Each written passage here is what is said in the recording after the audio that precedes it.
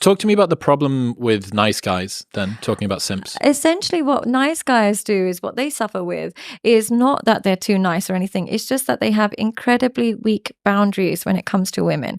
They simply are not just women. It could be anybody. What they do is they lack a lot of masculinity. And what they do is they blame the fact that they're so nice as to why they can't get women. But it's not about being nice. It's about a lack of masculinity. And one of the best ways to establish masculinity is placing boundaries, particularly with women. When you don't like a behavior, you don't roll over and allow it to continue and then give her more in order for you to get her. You set a boundary and you have a willingness to walk away. Nice guys, what happens is they don't like to exert their boundaries and they don't have a willingness to walk away. So what ends up happening is their nice nature becomes a reason for resentment because women don't like it. They actually feel angry when you're too nice to them because then they don't feel protected. They feel like you're weak. If you let a woman make all the decisions for you, she'll slowly start to hate you because she'll feel like she has to raise you and she'll lose respect for you. So you're better. What we truly want is not a man that just is like chaotic. We just want a man who we can trust makes good decisions. He's not the nice guy. He's the one that we'll submit to. But the one that doesn't trust his own decision making and we have to do it and he comes across as being nice, essentially he's seen as weak.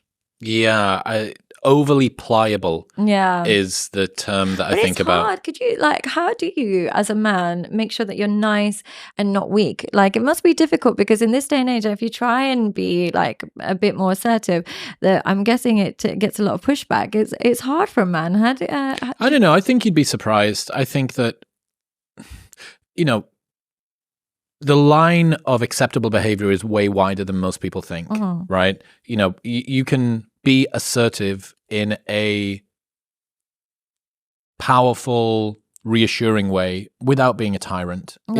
It's pretty easy to achieve. Yeah. Right. I don't think that it's that hard, but I also understand that a lot of people don't have a massive amount of first-hand experience. Yeah. They're spending all of their time learning about things through the internet. They don't actually have you need to be skillful and nimble, right? To be able to, flirting and dealing with even the same sex, let alone the opposite sex, is like a delicate balance, right? It's a bit of a dance. It's a bit of teasing. Is it too far? Is it too much? Like, you know, it requires experience, and most people don't have the opportunity to develop that. And it's really easy to have the willingness to walk away when you're somebody that has a lot of alternatives. And it doesn't just mean other women. It could be a lifestyle that is alternative to being settled down. But when you're somebody that doesn't have many alternatives, the willingness to walk away decreases. So I do understand it's very difficult for men to have that. But without the willingness to walk away, she'll look for a man that does have the willingness to walk away. She'll look for a man that does have boundaries because we need them as women. It's strange. And I also understand that it must be ruthless to think, oh, well, I would really like a nice guy. Maybe your last relationship was with some dude that was very avoidant, like masculine in a non-supporting way. Yeah. And you think, okay, well, I'll go for a nice guy. I'll go for a guy that's a bit more pliable and a lot more agreeable. And then if what you're saying is true and you end up resenting them, and you go, oh, that wasn't what I wanted either. So it must be difficult. It must be difficult for a girl. Essentially, what we truly want is a man whose decision-making on his own is one that we can naturally submit to. What I mean by that is if I have to tell you to do this, that, and the other, and you listen to me, I don't respect you anymore. Because if I had to tell you and you listen to me and I'm better than you at making decisions, I'm more powerful than you, I don't feel protected. You simply have to be a man that could literally take a girl by her hand and lead her into whatever lifestyle you is, but she feels safe in that knowledge. But if you're the type of guy who's like second guessing himself, if you're second guessing yourself and then submitting to me, we automatically don't find that attractive. That can't be the same for every girl though, right? There must be a spectrum of women. It works well for women who are planning to manipulate you. So the women that are planning to manipulate and planning to use a man, they love this guy without boundaries. The girl that genuinely wants to have a connection with you, build a family with you, have a network with you, she actually wants you to have a backbone and wants you to have an opinion. The one that's planning to not stick around too long, the one that's planning to keep in touch with another guy, the girl that wants an alimony as soon as the kids arrive, that's the one that wants you to be this people pleaser, bend over backwards, do everything I say. Yeah. What about people pleasers more generally on the girl's side and on the guy's side? Well, I guess they would be a similar match. But what happened with two people pleasers, like where the woman is just a nice girl and the guys are just a nice guy, they don't create an authentic connection because neither of them are giving each other the glue or the vulnerability to attach. One saying, "I'll just do what you want." The other one says, "Okay, I'll just do what you want." We don't know each other. We're just a comfort blanket. But one of them at least has to be a bit disagreeable to create that connection, give you that kind of glue to attach to. So unfortunately, two people pleasers don't usually end up together. Did you watch Succession? No, I didn't. Okay, so it's pretty cool. It's this series on HBO, and I think it's really early on, maybe one of the first few episodes in the first season, and this tyrannical father is pointing at his only daughter who's just got married to a guy who's very pliable, at least for the first few seasons, unbelievably pliable, right? He is a bit of a social climber, the potential future husband, bit of a social climber. He kind of wants to be a part of the crew, so to speak.